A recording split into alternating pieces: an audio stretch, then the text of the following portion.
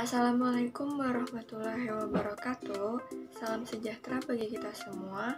Salam Om Swastiastu, Namo Buddhaya, dan salam kebajikan. Halo teman-teman, perkenalkan nama saya Nadia Agusari Dewi dari program studi Seni Rupa Murni angkatan 2018, atau lebih tepatnya dari Fakultas Seni Rupa dan Desain Universitas 11 Maret Surakarta. Wow, seni rupa murni? Berarti belajarnya gambar-gambar doang ya? Tentunya tidak, teman-teman, karena ada banyak hal lain yang bisa kita pelajari selain sekedar menggambar. Salah satu contohnya yaitu belajar bagaimana cara memberikan ilmu yang kita miliki kepada orang lain. Pada mata kuliah Strategi Pendidikan Seni yang diampu oleh Ibu Novia Nur Kartikasari ini, saya telah belajar dan diharapkan bisa memberikan materi pembelajaran yang saya buat dengan model, metode, dan pendekatan yang baik. Adapun materi yang telah saya angkat yaitu berjudul Digital Art. Digital Art, apa sih digital art itu? Jadi, digital art ini merupakan sebuah representasi numerik atau biasanya biner dari sebuah gambar dua dimensi. Nah, jadi sebuah gambar digital ini bisa termasuk ke dalam jenis vektor maupun bitmap. Wah, tambah bingung nih, maksudnya apa? Jadi gini teman-teman, jadi kalau gambar bitmap itu dia terdiri dari banyak sekali pixel. Nah, pixel itu apa sih? Pixel itu merupakan kumpulan titik-titik warna yang kemudian akan membentuk sebuah bidang warna. Ya, jadi kalau format bitmap ini ketika dia di zoom nanti hasilnya pecah. Jadi kelihatan kotak-kotaknya gitu loh. Contohnya kayak gini nih ya. Kalau untuk vektor sendiri ini kebalikannya si bitmap. Jadi vektor ini dia nggak terdiri dari pixel warna, sehingga ketika dia di zoom itu hasilnya tetap lembut dan nggak pecah-pecah. Istilah lain dari gambar digital yaitu merupakan suatu gambar yang tercipta karena gambar tersebut diambil menggunakan kamera digital. Contohnya yaitu seperti kamera DSLR, kamera pocket, serta gadget yang terdapat fitur kameranya. Gambar digital juga bisa diedit atau diubah menggunakan aplikasi-aplikasi yang sekarang telah bermacam-macam jenisnya. Gambar digital pertama diproduksi pada tahun 1920 oleh penemu asal Inggris yang bernama Harry J. Bartholomew dan Maynard de McFarlane. Jadi seiring dengan perkembangan zaman, produksi peralatan digital dan hardware-nya itu sudah dilakukan lingkungan sekitar lapangan. Nah, seperti kamera dan webcam untuk printer dan scanner, kemudian perangkat keras menjadi lebih ramping, lebih tipis, lebih cepat proses pengerjaannya, dan lebih murah.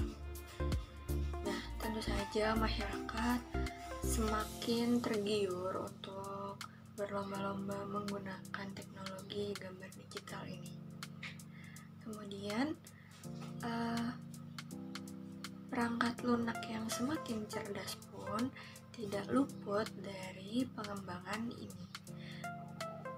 Meskipun fungsi pada program saat ini mencapai tingkat editing yang tepat dan bahkan bisa merender gambar 3D, antar muka pengguna yang dirancang itu tetap ramah dan mudah digunakan oleh pengguna.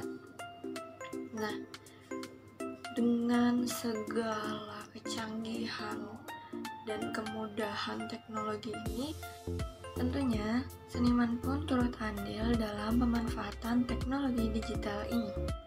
Dari pengertian secara umum, digital art atau seni digital dapat diartikan sebagai metode atau teknik pengekspresian pengekspresian pikiran dan perasaan dalam bentuk visual atau elektronik.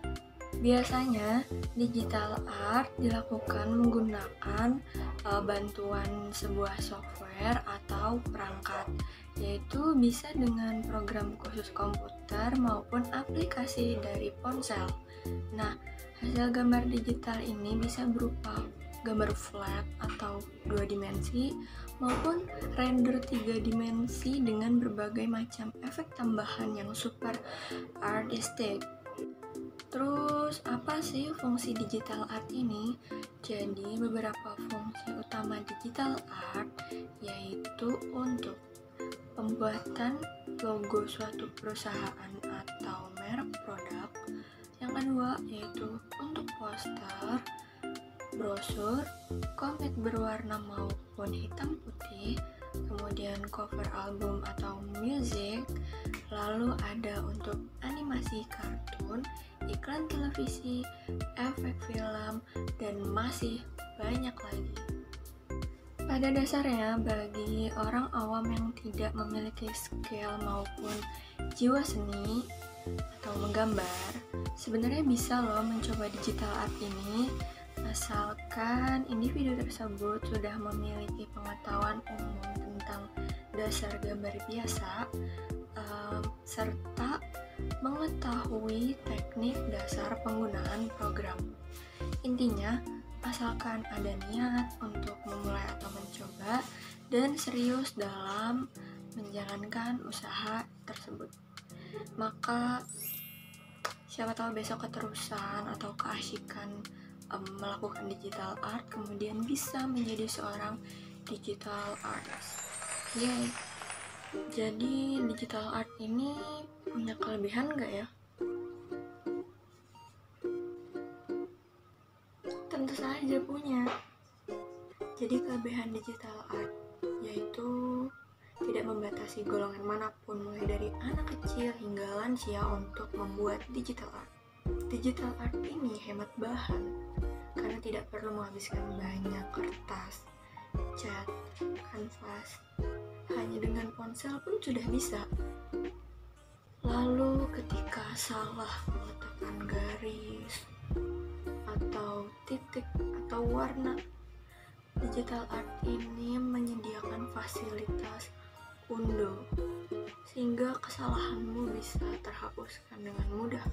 Kemudian, kalau kita mau meletakkan tulisan pada gambar, maka ada fasilitas teks yang disediakan oleh aplikasi. Dan hasil gambar tuh bisa diduplikat loh. Jadi kalau kita membuat satu gambar, itu bisa diduplikat menjadi 100 gambar, dan gambar duplikat tersebut bisa diubah bentuknya maupun warnanya dengan tampilan yang berbeda. Kemudian hasil gambar dari digital art ini bisa dikembangkan ke dalam bentuk animasi.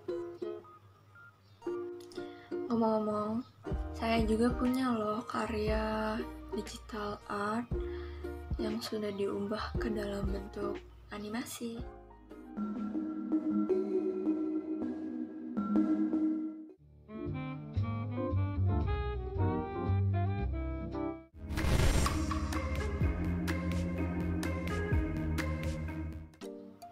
Gimana? Lumayan kan? Karya-karya tadi itu dibuat menggunakan ponsel loh teman-teman. Kok bisa sih?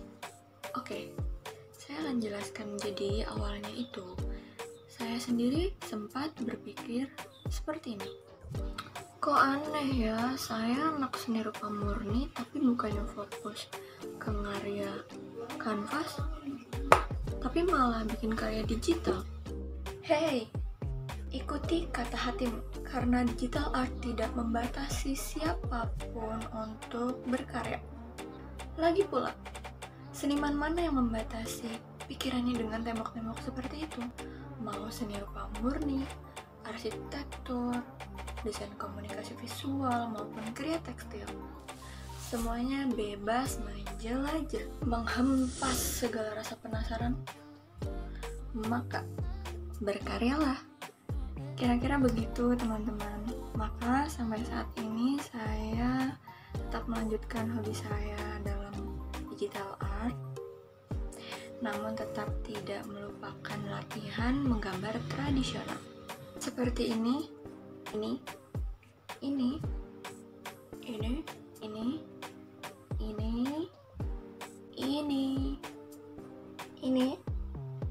dan tentunya masih banyak lagi. Kalau saat ini digital art masih sebatas hobi bagi saya, maka kedepannya saya berharap bisa menjadi ilustrator maupun animator sebuah film karya saya sendiri. Membayangkannya saja saya ingin menangis karena mengingat betapa hebatnya The Walt Disney Company. Siapa yang tidak tahu kartun-kartunnya Disney? The Walt Disney Company atau perusahaan media terbesar di dunia, yang ketika awalnya dua bersaudara Walt dan Roy Disney ini merilis proyek film pertama mereka pada tahun 1928. Kemudian di tahun 1934 mereka memperkenalkan tokoh legendaris yang tak lain adalah Donald Duck, Mickey Mouse, serta Goofy. Dan hingga saat ini, di usianya yang hampir 100 tahun, The Walt Disney Company telah meraup keuntungan sekitar 2.000 triliun rupiah atau 201,55 billion US dollar. Wow.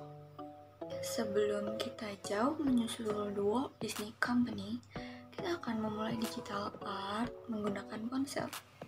Loh, kok ponsel sih? Orang-orang di luar sana pada pakai iPad atau pen tab loh. Jadi, begini teman-teman. Untuk pemula tidak masalah loh untuk menggunakan alat seadanya terlebih dahulu. Setelah lulus atau sudah menguasai digital art dari ponsel nantinya, maka sangat boleh untuk kita memperbarui alat ke yang lebih canggih. Dari ponsel ke iPad atau pen tab. Jadi pemula nggak boleh nih pakai iPad atau pen tab duluan. Bukannya tidak boleh teman-teman, namun kedua alat tersebut kan mahal. Dan dijamin aplikasi di sana akan memiliki fitur yang lebih kompleks dan tentunya lebih sulit dipelajari bagi pemula. Aplikasi di sana akan memiliki fitur yang lebih kompleks dan tentunya lebih sulit dipelajari bagi pemula. Ponsel adalah alternatif pertama untuk mempelajari digital art.